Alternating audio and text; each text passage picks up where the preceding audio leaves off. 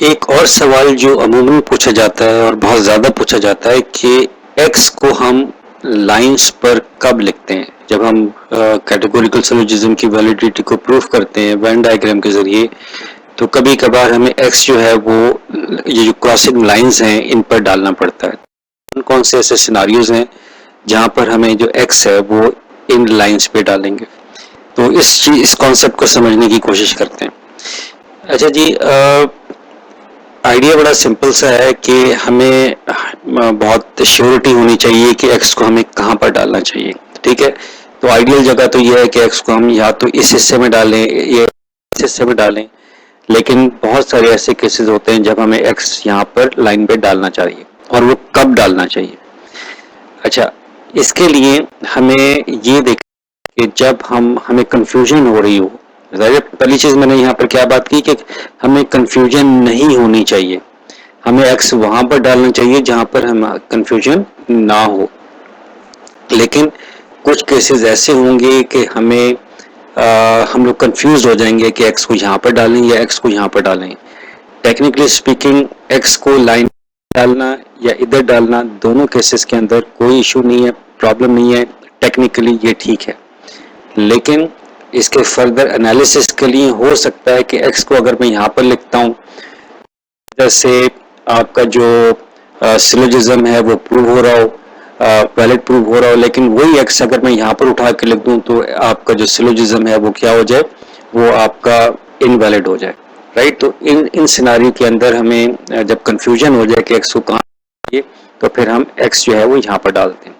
इस एग्जाम्पल में देखें, मेरे पास एक सिलोजिज्म है जिसका मूड ट्रिपल ओ है, फिगर 1 है। ठीक है, तो इसकी बेसिस के ऊपर हम लोगों ने ये जो स्टैंडर्ड फॉर्म है इसको हम लोगों ने यहाँ पर बना लिया।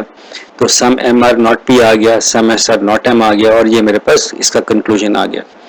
अच्छा, अब क्योंकि दोनों के दोनों आपके प्रेमिसेस पर्टिकुलर हैं, तो इसका मतलब है कोई सा भी अगर मैं पहले प्लॉट करूं तो मुझे कोई इश्यू नहीं होना चाहिए। तो सम एम आर नॉट पी को पहले देख लेते हैं। तो सम एम आर नॉट पी, अब ये मेरे पास m का हिस्सा है, ये p का हिस्सा है, तो x जो आएगा वो इस हिस्से पे आएगा, m का वो हिस्सा जो कि p में नहीं है। अब यहाँ पर हो क्या रहा है, अब अगर मैं x को यहाँ पर डालूं तब भी कोई इशू नहीं है, x को मैं यहाँ पर डालूं तब भी कोई इशू नहीं है। लेकिन यहाँ पर जो एक प्रॉब्लम आ सकती है,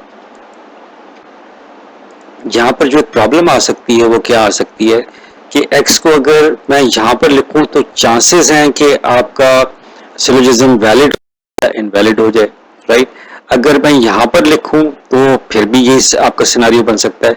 तो यहाँ पर कंफ्यूजन क्रिएट हो रही है कि x को किस जगह पे डाला जाए। तो इस केस के अंदर मुझे क्या करना पड़ेगा, x को यहाँ पर मुझे लाइन पर यहाँ पर डालना पड़ेगा। तो ये मैंने x कहाँ पर डाल दिया, लाइन पे। कब डाला कि मैं x को इस हिस्से में भी लिख सकता हूँ, x को मैं इस हिस्से में लिख सकता हूँ। तो इस कंफ्यूजन की वजह से हम लोगों ने कहाँ पर लिखा, x को यहाँ पर लाइन में डाला।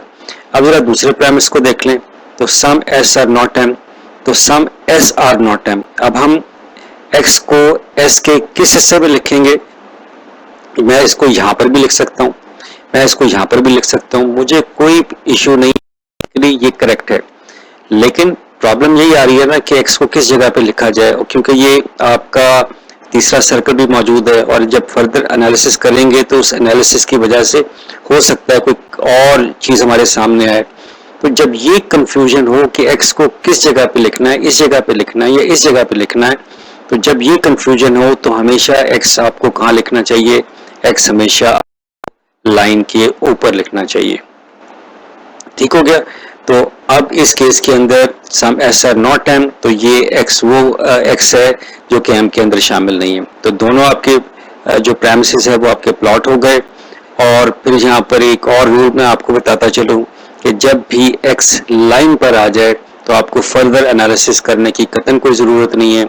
आपको ये पता होना चाहिए कि जब x लाइन होता है तो आपका सिलोजिज्म इनवैलिड होता है। तो ये जो सिलोजिज्म क्या है, ये आपका इनवैलिड सिलोजिज्म है। So this is an invalid syllogism. ठीक हो गया। तो ये गालिबन कॉन्सेप्ट था कि x को कब लाइन पर लिखा जाए। राइट, आई होप कि जो ये क्वेश्चन था ये भी आंसर हो गया।